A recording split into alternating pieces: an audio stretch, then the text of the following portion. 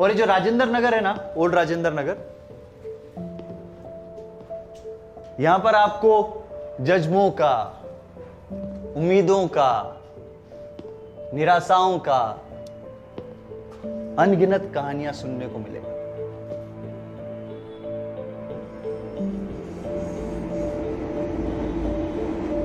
कुछ कहानियां यहीं शुरू होके यहीं खत्म हो गया, पर कुछ कहानियों ने इतिहास रच दिया।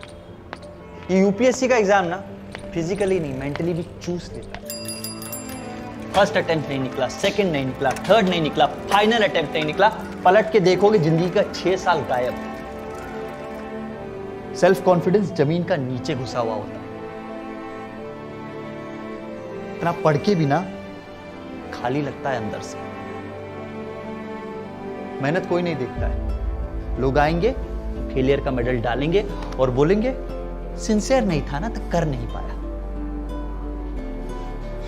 और आप में से 99.9% लोग आईएएस नहीं बनने वाला है। मजाक नहीं कर रहा हूं मैं, फैक्ट कह रहा हूं आपको। कितना लोग बैठता है? 12 लाख। प्रीलिम्स के बाद कितना? 15,000। मेंस के बाद 3,000 लोग बचता है। इंटरव्यू के बाद 1,000 में मैक्सिमम नंबर बोल रहा हूं।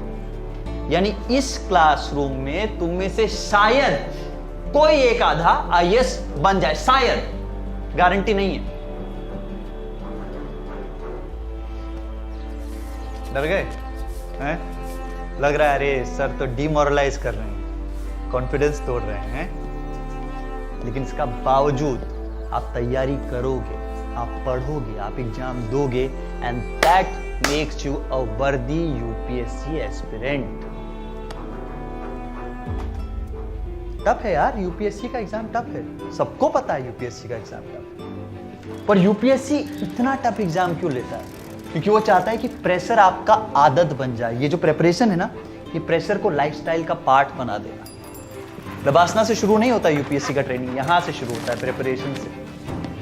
बहुत रिस्पॉन्सिबिलिटी का काम है गाइस, क्योंकि आपको दुनिया की सबसे बड़ी और सबसे कॉम्प्लेक्स डेमोक्रेसी की बागडोर संभालनी है।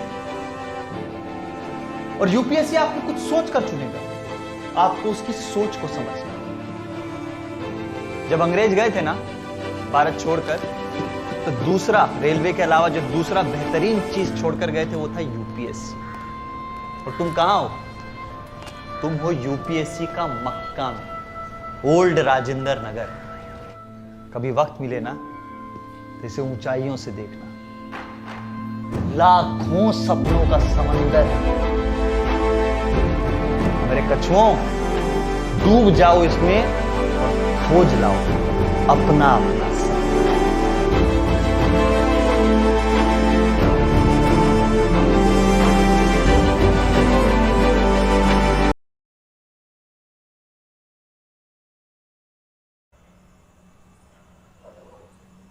What is bureaucrat? ब्यूरोक्रेट क्या होता है? ब्यूरोक्रेट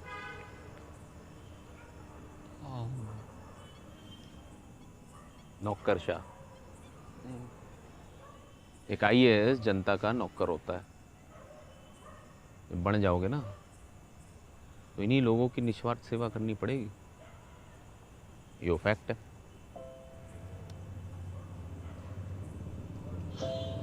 पर संदीप भैया, बहुत सारे लोग तो पावर के लिए आईएएस बनते हैं। देख भाई,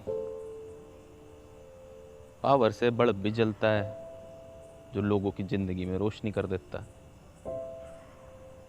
पावर से करंट भी लगता है जो लोगों की जान ले लेता है। You have to decide power का यूज कैसे करना है।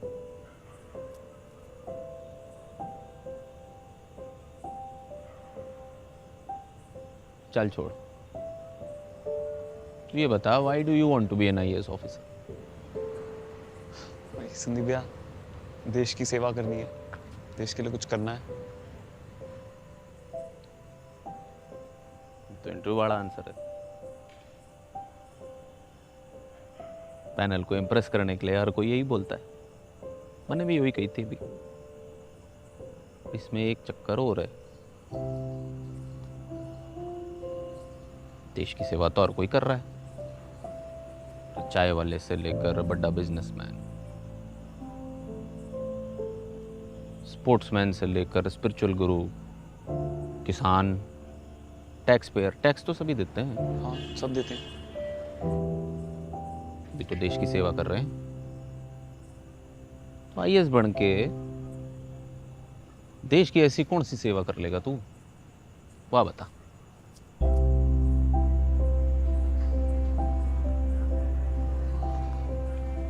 और संदीप भैया ये भी तो देश सेवा का ही एक तरीका है। तरीका तो है, पर तेरी जगह अगर कोई और आईएएस बनेगा तो वो भी यही करेगा, सेम एज यू थिंक।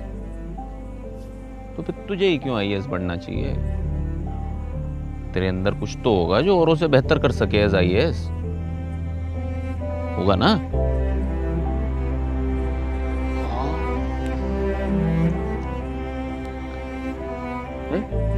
क्या करेगा बता, क्या अलग करेगा?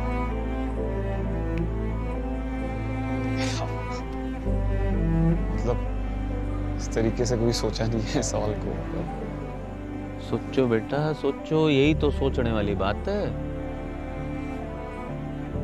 इंटरव्यू से ज्यादा तुम्हें क्लियर होना चाहिए आईएएस क्यों बनना है। ये आईएएस बनने की ट्रेनिंग लबसना से ना, यही प्रिपरेशन से शुरू होती है।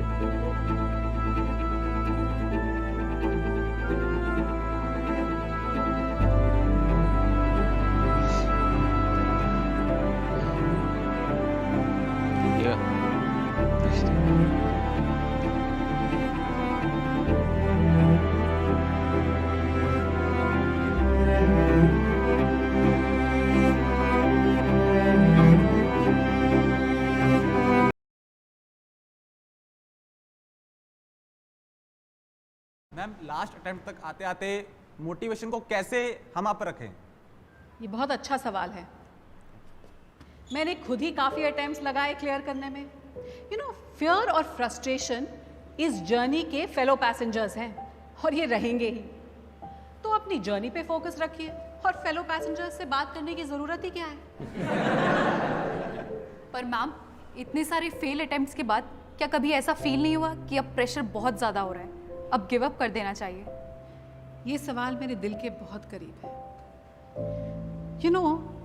जब आप एक लड़की होते हो, एक ऐसे ऑर्थोडॉक्स फैमिली से जहाँ 22 साल में आपकी शादी कर दी जाती हो, आप इंडिया के एक बहुत ही बैकवर्ड हिस्से से बिलोंग करते हो और आपको इंग्लिश भी नहीं आती हो, और आप घर के बाहर सिर्फ अपनी दीदी की जिद की वजह से पढ़ रहे होते हो, और उस पर आप लगातार फेल पे फेल होते जाते हो। तो हाँ, हर रोज लगता था कि गिव अप कर दूं, और शायद कर भी देती, एक्चुअली डेफिनेटली कर देती। पर उसी वक्त मुझे किसी ने एक बहुत अच्छी बात बताई। उस बात से मेरा एटीट्यूड 180 डिग्रीज फ्लिप कर गया। क्या आप वो बात सुनना चाहेंगे? तो एक स्टोरी सुनिए। 1981 में यूएस में एक प्रोफेसर थे, सेरेमिक्स पढ़ाते थे। उन्होंने एक एक्सपेरिमेंट किया, अपनी क्लास को 2 ग्रुप्स में बांट दिया और 10 दिन का वक्त दिया। पहले ग्रुप को उन्होंने ये टास्क दिया कि वो सिर्फ एक परफेक्ट मटका बनाए, सिर्फ एक। और दूसरी ग्रुप को ये टास्क दिया कि वो जितने हो सके मैक्सिमम मटके बनाए और क्वालिटी की चिंता बिल्कुल ना करें। दोनों ग्रुप्स ने अपना काम शुरू किया। 10 दिन बाद जब रिजल्ट्स आए तो खुद प्रोफेसर ही हैरान हो गए, क्योंकि दूसरे ग्रुप ने न केवल पहले ग्रुप से ज्यादा मटके बनाए, बल्कि हर मटका was better looking, was almost perfect। सब सोच रहे थे कि ये कैसे हो गया। आप जानते हो ये कैसे हुआ?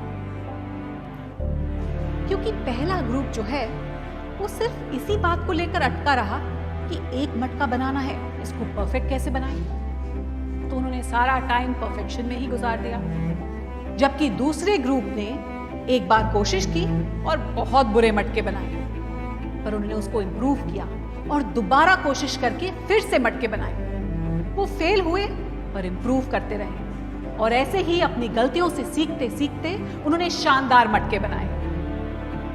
तो इसीलिए आप अपनी गलतियों से डरिए मत, भागिए मत। अपनी गलतियों से सीखिए, अपने फेलियर से सीखिए और आगे बढ़ते जाइए। और ये बहुत ही अच्छी बात है कि इस बात को बताने वाले शख्स हमारे साथ यहां मौजूद हैं। पर आप उनसे पहली बार मिलोगे ना तो लगेगा जिंदगी बहुत ही होपलेस है। पर Prakash sir, it worked for me. बेटा यू वर लकी। अगर ये पॉटवेयर एक्सपेरिमेंट मैंने पहले पढ़ लिया होता तो मैं भी अपना चौथा अटेम्प्ट देता और फिर आज पोडियम पर तुम्हारी जगह मैं खड़ा होता। पर इट्स ओके सर। जो फेल होता है ना वही बता सकता है कि कहां गलतियां न करें। कभी कभी आपका सबसे खराब खिलाड़ी देश का सबसे अच्छा कोच बन जाता है। क्यों? एवरेज प्लेयर ही बोलते थे बेटा। तो आप सब डटे रहिए, फेलियर से मत भागिए, क्योंकि फेलियर ही आपको सिखाता है और फेलियर ही आईएएस बनाता है। आप सब लोग पोएम्स तो पढ़ते होंगे मोटिवेट होने के लिए। तो मेरा एक फेवरेट पोएम, ये एक फेवरेट पंक्ति आप लोगों के साथ शेयर करती हूँ कि कौन कहता है आसमान में सुराख हो नहीं सकता। कौन कहता है कि आसमान में सुराख हो नहीं सकता। एक पत्थर तवेद से उछालो यार। हाँ।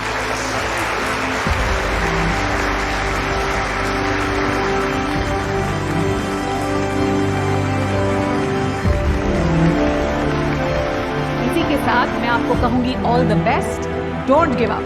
Thank you.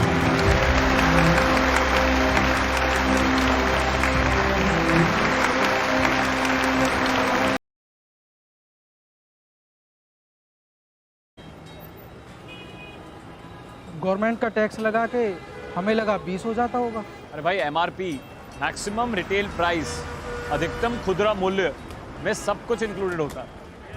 ठीक है, समझ गए? यस। अच्छा चलिए, मान लीजिए आपने पानी पी लिया है, उसके बाद इस बॉटल को कैसे फेंकेंगे? लाइए सर।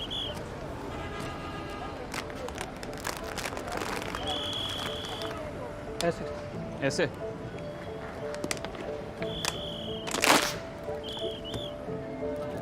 ये तो फिर से वैसे ही हो गई।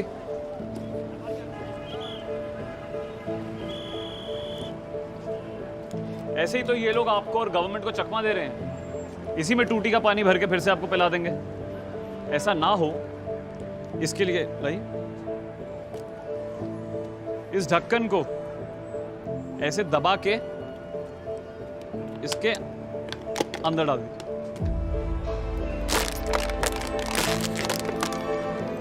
अब ये बॉटल बर्बाद हो गई।